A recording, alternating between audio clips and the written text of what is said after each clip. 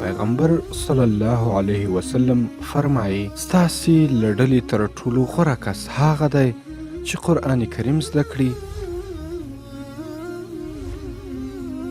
او نورو ته یې هم ور زده کړي.